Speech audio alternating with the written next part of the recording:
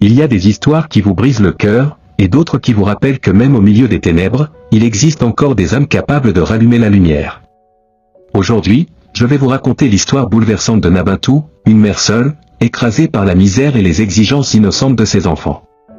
Ce qu'elle voulait, c'était si simple, juste quelques vêtements pour leur rendre le sourire. Mais sur son chemin, elle allait croiser un homme qui voulait la forcer à payer un prix que toute femme digne redoute plus que la mort. Et elle allait aussi croiser un autre homme, dont le geste, silencieux et pur, allait changer sa vie pour toujours. Nabantou n'avait pas toujours connu la pauvreté. Autrefois, sa maison résonnait de rire, de musique et d'odeur de plats chauds. Son mari, Bakari, travaillait dur et ne laissait jamais un besoin insatisfait. Leurs enfants vivaient heureux, vêtus correctement, le cœur léger. Mais le destin n'annonce jamais quand il frappe. Un matin, Bakari ne se réveilla pas. Une crise cardiaque avait emporté l'homme qui portait tout le foyer sur ses épaules. En quelques jours, la maison autrefois vivante devint silencieuse, comme vidée de son âme. Pendant un an, Nabantou survécut grâce aux maigres économies que son mari avait laissées.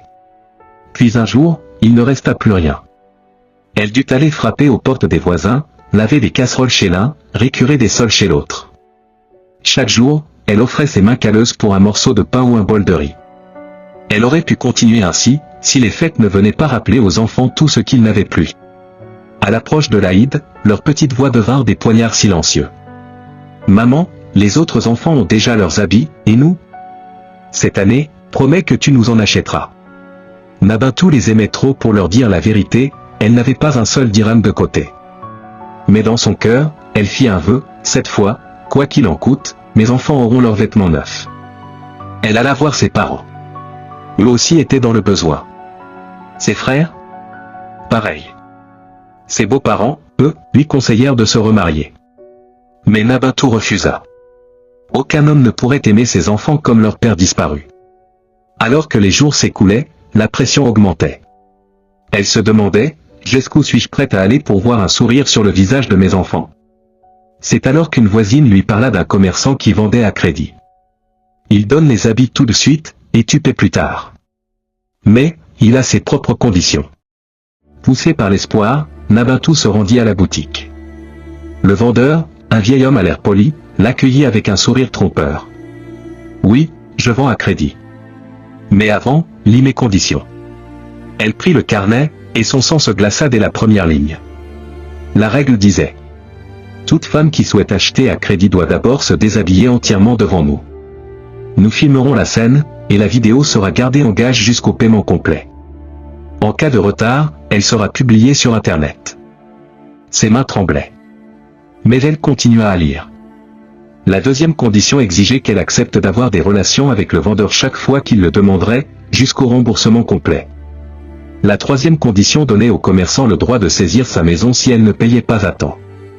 Nabantou referma le carnet. Elle n'avait pas de maison à elle, mais même si elle en avait eu une, jamais elle n'aurait vendu son honneur. Sans un mot, elle posa le carnet et sortit, le cœur lourd. Dehors, un autre commerçant, de l'autre côté de la rue, l'avait observé. Il savait exactement ce que ce vieil homme faisait. Il l'appela doucement. « Ma sœur, viens dans ma boutique.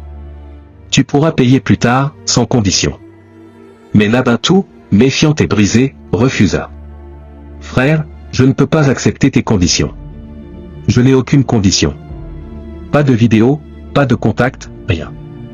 Juste le sourire de tes enfants. » Elle recula. Le vendeur comprit qu'elle avait perdu toute confiance en l'être humain.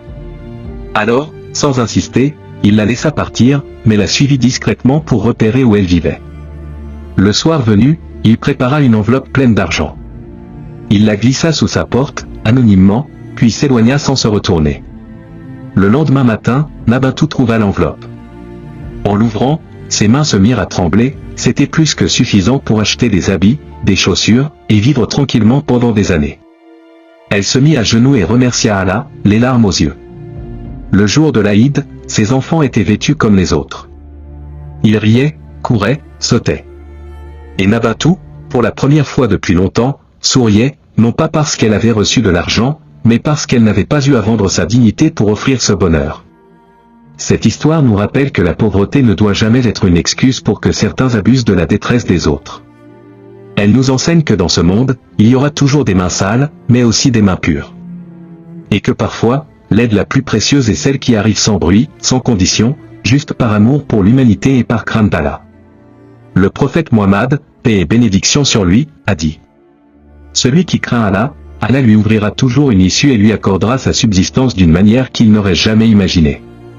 Alors, même dans les moments les plus sombres, ne perdez jamais espoir. Les trésors d'Allah sont infinis, et sa porte ne se ferme jamais.